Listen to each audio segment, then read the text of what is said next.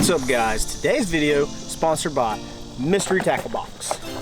We are giving away a 3-month subscription of Mystery Tackle Box. All you got to do is drop a comment, hit the like button, make sure you're subscribed, and share this video anywhere on social media. Facebook, Twitter, just share it somewhere. But today we are doing a MTB Slam versus live bait challenge. So let me explain to you the way that's going to work. I'm going to have to use everything in the box to catch a fish with, catch a bass with. And then after I've went through the box and caught a bait with everything in the box, I'm going to catch one bass with live bait. And if I catch the biggest bass with live bait wins. I catch the biggest bass with something out of the box wins. But first, we're going to go through the box. I'm going to show you guys what's in it, and then we're going to get this challenge on the road. Let's do it. All right, boys, we are at the pond now, and the way I'm going to do this today, I'm going to kind of go over every bait in the box as I use it and give you a little bit more detail on it. So this right here is Mike Bucca's baby bull shad. This is the I think it's like a 4.25 inch. It's a smaller version, which I mean, with the smaller version like this, you can catch a bunch of different variety. You could catch smallmouth if you're up north with this. You know, down here, you catch speckled perch on it. Anything that is really feeding on bait fish this size is going to hit this bait. Now, if you're in the south, like I am, I would suggest you buy one of these things that's like 7 inches long. But we are about to catch some fish with this thing, and I'm going to show you a couple different ways to fish it. So one way to fish it, which is the way Mike Bucca fishes it, you just throw it out and you just swim it in. You see how it's making that nice wake on top of the water right there?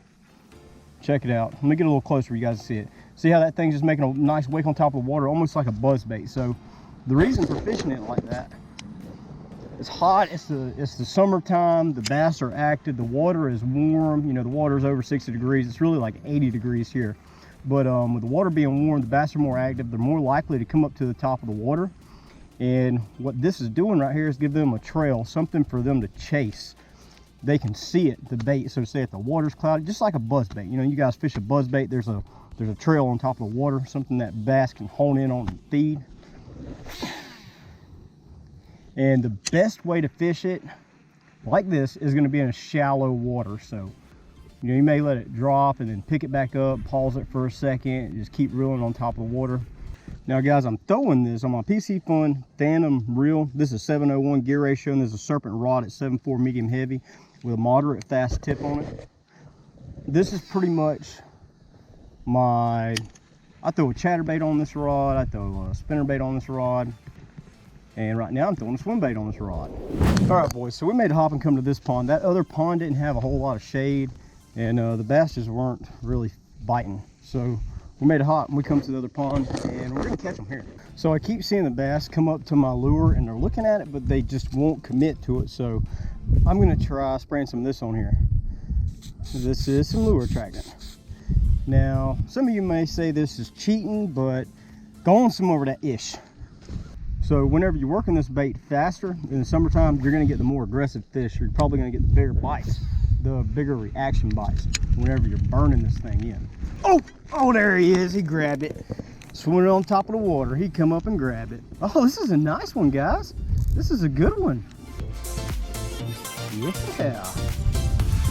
All right. So as long as I get him in and I touch him, it counts. All right. Come here. Got him. All right, boys. So we got one with a bull shad. We got one crossed off the list. Let's go on to the next one. All right, boys. So next, we're gonna fish with the Bull John Pilot XD. Now, I haven't fished with this yet, but it looks really good. Oh, there's an ant. But guys, you can get these in Shop Carl's store. So if you haven't heard of Shop Carl's, gotta check it out. And with Carl's Club, you get 30% off the entire store. So they have these there. And if you're interested in it, definitely need to go check it out. All right, guys, we're gonna come back to this bait. I just cannot pick up a bite on it right now. We're gonna give it some time. We'll come back to it, and hopefully we'll pick up one with it later. Let's go with the jig here. This is a football jig. Now I've got the little trailer on here. I'm gonna make this bait a little bit longer. So instead of actually hooking the bait, running the trailer up there, I'm gonna drag the trailer behind it like that. And that's gonna give that bait a little bit more action. The trailer's gonna have a little bit more action. It's gonna make the bait, it's gonna, oh, there went one, that was a brim. It's gonna give the bait a bigger profile, guys. Oh yeah, the shiners are fired up right now. That's good. The live bait part of the video is waiting on us. We just got to get there. We got to run through all these baits in the box before we can do the live bait. And I got a backlash, of course. Guys, if you bass fish and you don't backlash, what's wrong with you? You're a bass fishing god if you don't backlash. So guys, you can put trailers on jigs two different ways. You can put the trailer on the jig like this, and what this imitates is a bait fish because it's got the bait fish profile. Or you can turn it sideways like that, and that's going to imitate more of like a crawfish or some kind of bug. But the bass are feeding on brim in here, and that's why I put the trailer sideways on here to try to imitate a little brim. It's about the same color as a bluegill. Oop, oop, something's chasing. Oh, he got it. He got it. All right.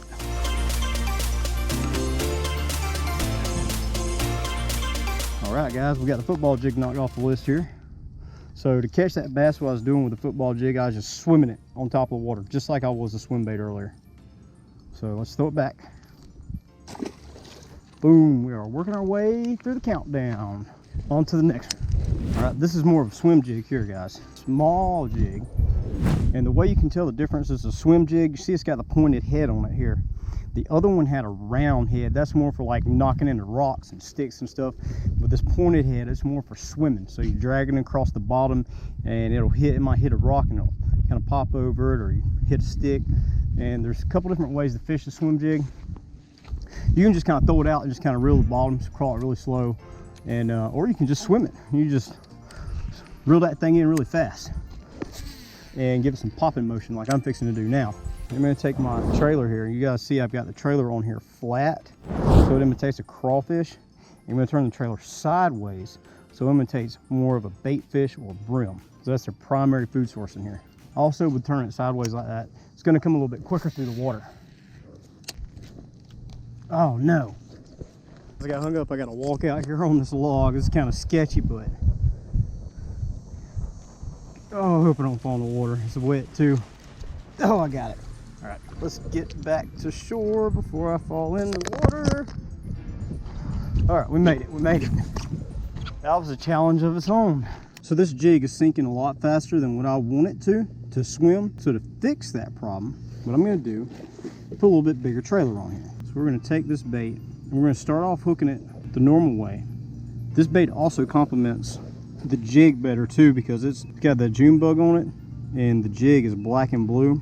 So we're going to start off with this, and I'm going to hook it the normal way like so to keep it up higher in the water column, where I can work that bait a little bit slower and wake it on top of the water.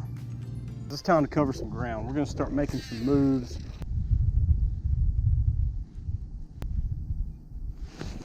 Got him! Got him! Got him with the jig finally. All right. Finally got one with the jig, boys.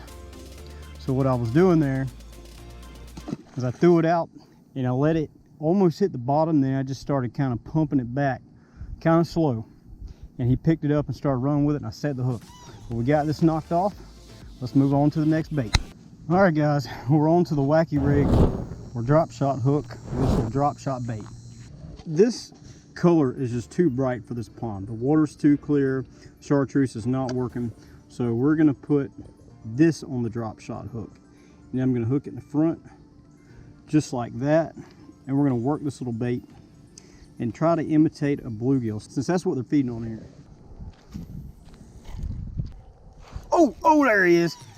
Got him, boys. All right, we got the drop shot knocked off the list. Now with this bait, I was just threw it out there and I was kind of swimming it and jerking it and grabbed it, going back. All right guys, on to the last lure. We have to come back to it. I ain't caught a fish with it yet. This bait just dives too deep for this pond for me to be able to really fish it. So we're gonna exclude this bait from the challenge. And we're gonna move on to the live bait part of the challenge. It's time to catch some live bait. So I got my spinning rod, got my little brim hook on here. See if I can catch me a shiner. There's a big shiner. Oh wow, that thing is huge. Look at that, guys. That might catch me a 10-pounder there. Look at the size of that shiner. That thing is a beast. He's a beast. And he's gonna go back in the water. Oh, come here. All right guys, this shiner's so big, I'm gonna hook it in the mouth.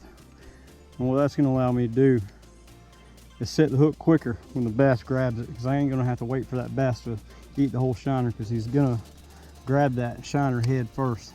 So I'm not gonna fish off the dock here with him. We're gonna walk over, and we're gonna fish over here. See if we can catch us a big bass. Right next to this tree right here. Should be a big one.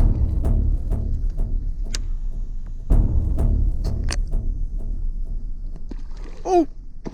Oh yeah, that's a big one.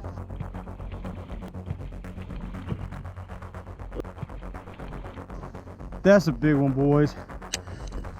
Oh, I took it from him. Didn't get the hook in him. Let's throw it back out there, see if he'll hit it again. Pretty much killed my shiner.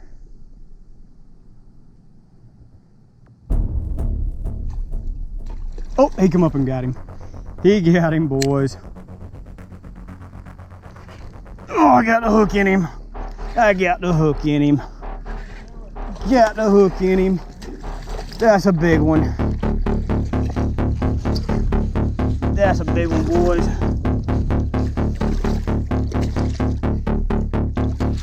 Oh, check her out. That's probably about a 7-pounder.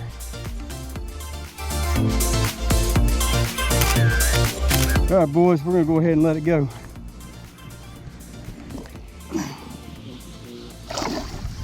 Yeah, she's off. Now guys, I know I said in my video that bass was like 7 pounds, but I got to looking at the footage and the pictures, and that bass looks more like 9 pounds to me. Comment down below how big you think it was. And the winner for the Mystery Tackle Box 3-month subscription will be posted in one of the future videos once everybody's had enough time to see this video. So make sure you're tuning in to the future videos to see if you guys are a winner, and we'll see you next time.